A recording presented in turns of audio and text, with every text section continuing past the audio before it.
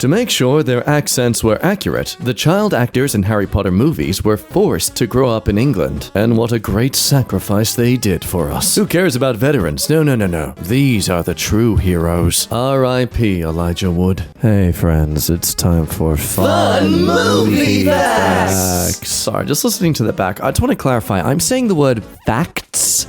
Facts. That is the word I've been saying. In Ant-Man 2015, it was stated that your mass wouldn't change after shrinking. That's why, even though he's really tiny, he can still cause a huge punch to someone in the face as if they got hit by a human fist. The movie proceeded to ignore that by making an ant carry the weight of a grown-ass man. The only logical retcon for this is that the ant is also human-sized normally, and has just been shrunk down. Literally, that is the only way for this movie's science to make sense. From r/Stephen King. Watching The Shining and just noticed a mistake. The hotel is supposed to be empty, but at one point, Jack goes into the ballroom and there are hundreds of people inside having a party. The scandal! We're not going to dive any deeper into this. If you haven't seen The Shining to not understand the joke here, that is your fault, and you've now got homework to do. I expect it submitted in the comments by tomorrow, an entire thesis on the story, and I don't know, something that you're just going to use ChatGPT to write for you. Barbie movie, 2023. Barbie is literally spiraling into depression. Sad face at bottom of slide. Goddamn, that's, you know what, that's probably extremely intentional by the director. And as someone who usually picks up on this stuff, I hate you for pointing out that I clearly didn't. Here I thought I was good at picking up subtext, but no, turns out my skill is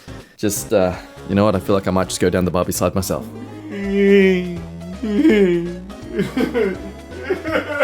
In Borderlands 2024, when Nox threatens Tina and she replies with, "Oh yeah? You and what army?" a deep sigh can be heard off screen. That was me. I think one of the greatest valid criticisms of this movie, which for those of you who didn't see this movie, which is all of you, basically the story of the movie is nothing interesting. But for the many of you who actually played the games, you'd be aware that the main selling point of the whole game was just how diverse and interesting all the guns and weapons were. Ooh, mine's bigger. So this movie decides to go the same route that Halo's TV show went and avoid any interesting aspect or lore of the games that you'd actually be interested in seeing on the screen. It's a real shame. This movie could have been a huge hit maybe a decade ago. It's just the energy of it all is a bit cringe now. I know this because the entire movie feels like I'm watching my own EmKay video. In Cars 3, 2017, Lightning McQueen realizes he's too old and rusty to win. So he drops out of the race and hands it over to his much younger, diverse female trainer and protege to finish the job. There's no particular reason why I'm mentioning this right now. Ka-chow, my fellow Americans. There you have it, folks. Cars 3 was purely made as a warning about future events. Though in Kamala Harris's defense, I actually know her name. Here's my top 3 guesses as to who the hell that other character is in the Cars 3 movie. Zippy? Dasher? Rudolph. I don't know why I'm just suddenly thinking of reindeer names. During the film of Challengers 2024, they ripped Zendaya in freaking half. Holy shit, she's dead. Oh my god. Why? What the? Why? For what reason? Isn't it just a movie about people just constantly cheating on each other and us celebrating that as like, ooh, deep characters? Like, no, they're all just a-holes. They're all just like serial cheaters.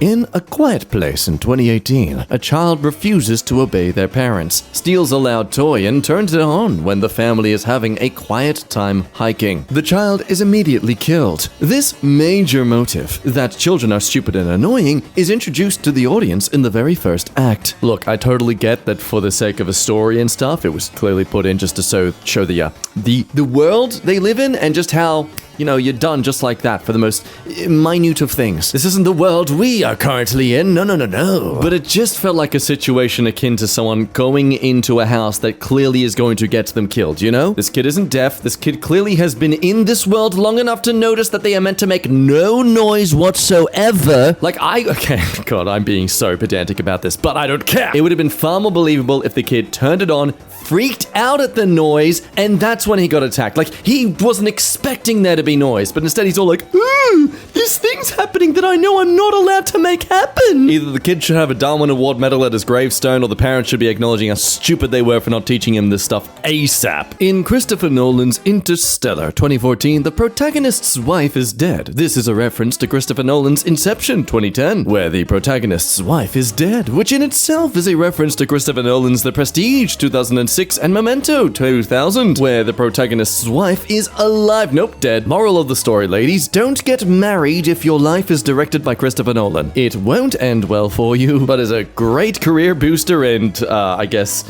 increase of self-importance to the whole universe around you for the men you marry. Wow. That's not going to be a feminist issue. I can't help but wonder if maybe he's avoiding writing any wives in his movies because he's afraid he'll never give them proper justice in terms of character development and importance in the story. Which I'm not saying is a valid reason, it's just the best theory I can come up with. In June, Part 2, you can see Harkonnen soldiers flying. Or Harkonnen soldiers. You see soldiers flying. But there's no scene where a main character reacts to this, saying out loud, "They fly now?" It's mainly because the movie was written by competent writers. Good old June. Critically acclaimed, and I still haven't bothered to see it yet. In Fantastic Beasts series 2016 to 2022, we're supposed to believe these three different people are the same character. Wait, hold on. I've seen the first one. I never saw the other two. Wasn't Johnny Depp I thought he was the original cast. Oh my god. I truly have forgotten everything about this movie series. Just what a disappointment, you know? What a real disappointment this trilogy could have been and absolutely wasn't. Could have had a literal series about the beasts and fantasy mythical creatures about the Harry Potter universe, but nope, instead you just made another Harry Potter movie. In Barbie 2023, despite the movie establishing that Barbie has no understanding of the real world's political system, she effortlessly grasps the concept of fascism. She thinks I'm a fascist? I don't control the railways or the flow of commerce. Well, she is blonde, blue eyes, and white. The signs were there all along. That's what this movie statement has been all this time. Nothing about feminism. It's that fascism is a genetic trait within all blonde, white, blue-eyed women. Now, if you'll excuse me, I'm going to ignore all contradictory evidence in this movie's themes that would challenge my ideas. In The Flash 2023, Ezra Miller says to Gal Gadot, "I know what Smex is. I've just never experienced it." This wasn't in the script. Ezra started hitting on Gal and they forgot to edit it out of the movie. I will never find comfort in that Flash costume. What's that saying with some shows that it's just the writer's barely disguised fetish? I don't know who's in charge of prioritizing CGI or costuming or something, but whoever was in charge of deciding this for the suit clearly had an agenda. It's just too much, you know? Like, I can imagine if Flash was a woman, they'd give it the most bustiest cleavage possible. In Inside Out 2, Riley, a hockey player, enters high school and immediately becomes an a-hole and makes hockey her entire personality. This is a reference to hockey players in real life. I swear that's real-life Princess Vanellope right there on the right. Now, I'll have to trust you Canadians and some Americans for your jurisdiction on the validity of this. As in Australia, our professional sports players never have any issues of rowdiness or being a-holes or narcissistic. No, you don't need to look into that. We're fine. All our players have no issues that require them going to court. In Disney's Snow White 2025. Oh god, what the frick is that? I just love the slide, pose, smile, and just stares. Just stares like, look what I did. I lost balance on the floor and stopped. I mean, really, look at his face and tell me he isn't someone who's immediately donating 90% of his gems to her Twitch stream. Petition to change Dopey's name to Simpy. In the upcoming animated film Toy Story 5 2026, the main threat to Woody and the gang are iPad kids. No, I'm not joking. And to add to this, I gave Toy Story 4 the hey, I'm gonna treat this as DLC to the main storyline. Just a little fun extra thing, a little retirement movie of sorts for Woody. Let's close his chapter. So what do they freaking do? Oh, look, he's back now. I guess nothing happened. No character development at all happened. He's back now. It's frustrating, man. This better be a different Woody. I don't want that to be Tom Hanks again. A completely different Woody, an entirely different dynamic. gimmick of character. Just, please respect the previous movies. In Lucy 2014, Lucy forces groups of villains to sleep when threatened with guns. Later, and with higher brain function, Lucy forgets about this power and is stuck in a gunfight. This is a throwback to Reality, where the riders are only capable of using 10% of their brain. Man, I remember this movie really creating the whole pseudoscience that, well, We only use the little percentage of our brain. We're not capable of using all of it. Otherwise, we could change reality. despite all the neuroscientists at the time being like, no, you are idiots. You don't use 100% of your brain all the time because your brain is trying to do the thing called survival, where it's conserving energy and not wasting it all the time. In response to historical inaccuracies in Napoleon 2023, director Ridley Scott said, "Excuse me, mate, were you there? No? Well, shut the frick up then." This is not a joke. He really said that. What kind of clapback is that, though? Like, once you're no longer flabbergasted by the confidence of such an argument against you, you can just respond with, "Neither were you?" For those who don't know, it seemed that Ridley Scott really doubled down on making him a jealous cuckold instead of the tactful and actually supportive partner he was, allegedly. This is a time of war and conquest and betrayal and such, so he really supported the idea of his wife kind of flirting around to give them advantages. But hey, I'm all for creative licensing. You do what you want with these historical public domain figures. My tiff is this when you advertise it as being a true historical recreation of this person's history. That's when I start perceiving you have doo-doo all over your facey-wacy. In Oppenheimer 2023, this is a 22-year-old student. Yes, it is. Look, they've just been studying so much they only get 3 hours of sleep a night. That or they work in hospitality. Seriously, I had a food and beverage manager one time. I was confident they were in their mid-40s. Nope, they were 28. They were bald. Like, seriously, like old man balding. Ready Player One in 2018 depicts Overwatch as something that will exist in the future. This is to remind the viewer that this is a work of fiction. Oh yeah, that's pretty sad. I have to wonder how many of these little references are still gonna remain come the next decade or so. More importantly, very disappointed in the fact that in this world where you can be any sort of AI reference character you could be, some people thought, I want to be skeleton. I want to be generic skeleton soldier number 378. This is all because James Franco wanted to cure Alzheimer's. Oh my god. That's actually a huge dramatic jump when you really think about it. Damn. See, kids, the choices you make in the world can have a profound impact, from the smallest choices of wanting to help someone out, wanting to better the world. Well, you've actually ruined everything. This is all your fault. Stop trying to achieve things. In Zootopia 2016, Judy's parents are extremely protective of her despite having 275 other children. This is due to rabbits having extremely high mortality rates, leading parents to only get attached to children that reach adulthood. 80% of Judy's siblings will be dead by the sequel. Oh my god! No, that is serious. God. Those hills you see in the distance, they're just filled with bodies. 5 years ago, this entire place was flatland. After realizing Kens in Barbie Land were treated poorly just like women in the real world, Barbie utilizes deception and voter suppression techniques to subvert democracy and restore power to the ruling class. This is a sly reference to reality. Ugh, that's so annoying. No, they got robes, okay? They got robes. So everything was fixed. Now all the Kens can go home and feel like equal. Oh, actually, no, they still don't have homes. It's fine. Actor Stellan Skarsgård revealed he never wore makeup during the filming of Dune 2. By following the eating and hygiene habits of the average Reddit mod, he was able to look like this within just 3 weeks. Wow, the accuracy, incredible and impeccable. In Shaggy DA 1976, there's a good chance a human was used as a stunt double. Okay, not gonna lie, for a second I thought it meant Shaggy as in from Scooby-Doo. I'm very disappointed it's just a dog. So I think it's fair to say that there was no need to commentate on any of that. I think you just needed to digest it. How you doing? You okay? You need some water? I got a doggy bowl here for you if you need it.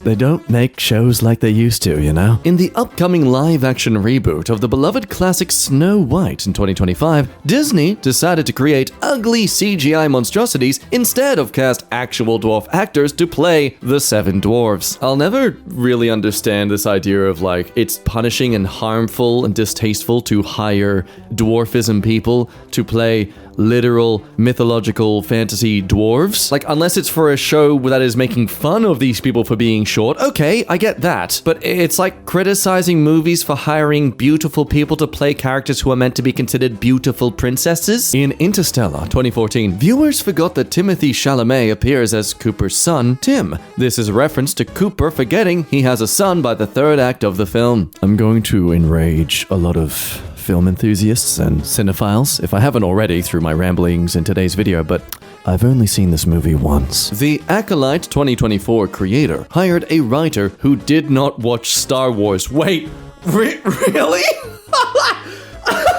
I'm pretty sure George Lucas didn't watch Star Wars either before directing a film in 1970s. Okay, valid. That's a fair point. But also, I mean, he was creating the entire story and lore and stuff as he went along. This person is someone who literally had it all there set out for them to jump off of, but instead was like, nah, I'm gonna build my own ladder out of paddle pop sticks. In The Idea of You 2024, Anne Hathaway is 41 years old, and holy freaking schmizzle, she still looks so flawless. I love her. I don't know how I even remember what the film was about. What is your skincare routine, Anne Hathaway? Tell us right now. I have a metaphorical weapon pointed towards you. You must tell us. It's the law now? It's the law. Now, I understand a lot of people have tiffs with this movie because it's a very young, early 20s man being absolutely love-struck by an older woman. Like, the only excuse for this is that the young person is going after the older person, so it's okay for the older person to just not at all think, hey, maybe you should actually explore life a little bit more. But to counter that argument, it's Anne Hathaway. I mean, look, come on. Really? You're gonna say no to that? In The Marvels 2023. Wait, the frick you mean 2023 effects? CGI Superman's 1972. CGI The Marvels 2023. Wow. Hey, let's be real. This isn't something we should be disgusted or shamed by. We should really pity the CGI teams and all this stuff. This isn't a result of, like, being bad at your job. It's being given a totally unrealistic expectation. I wouldn't be surprised if the people who were doing the CGI for the Marvels were absolutely crunching it. In The Menu 2022, Tyler is asked to demonstrate his cooking. Tyler could have cooked a 16-hour smoked pulled pork, thereby giving the rest of the guests ample time to escape. Instead, he made some bullschmig lamb dish in under 5 minutes. Is he stupid? Well, yes, that's kind of his character, is that he's an idiot. I mean, I don't want to spoil anything, but there's things that happen in the movie that make it clear that he clearly deserves his fate. In The Boys 2019 to, well, still going strong, Mother Milk wears many hip-hop t-shirts. This is a subtle way to let the audience know he's actually African-American. Whoa, no way. I could not have told. There's no way I could have seen that. I can't see it. I mean, look at the top right of his forehead in the first image. That's white. Like, I can't. He's white, clearly. In Thor: Love and Thunder 2022, Gore the God Butcher does not butcher any gods on screen, but rather kidnaps a bunch of kids because... Oh God, Christian Bale was so underused in this movie. I'm half convinced that every single time we get some specific Marvel hero movie, that their franchise at some point has to include a villain. That is just so disappointing. We had Iron Man with their Mandarin. We've got Thor with the God Butcher, so... all the best to you, Spider-Man 4. You have fun. In The Fast and Furious Tokyo Drift 2006, this is a 17-year-old. Yes, look at that hairline. True 17-year-old hairline. In Top Gun Maverick, Tom Cruise explains G-Force to the student pilots, the best in the world, as if that isn't something all fighter pilots know about. Remember, folks, whenever you get this pedantic about movies, that's the sign that you need to shut your face and your brain and just enjoy the movie. In Harry Potter, truth potions are known to exist, yet are never used in court. This is because J.K. Rowling is a terrible writer. I remember having a drunk debate with someone about this, and we came to the conclusion that the truth potions caused cancer over time or something like that, and so they're considered inhumane and a torture device. You're welcome, JK. Saved your story. All you had to do was add a bit of cancer. Well done.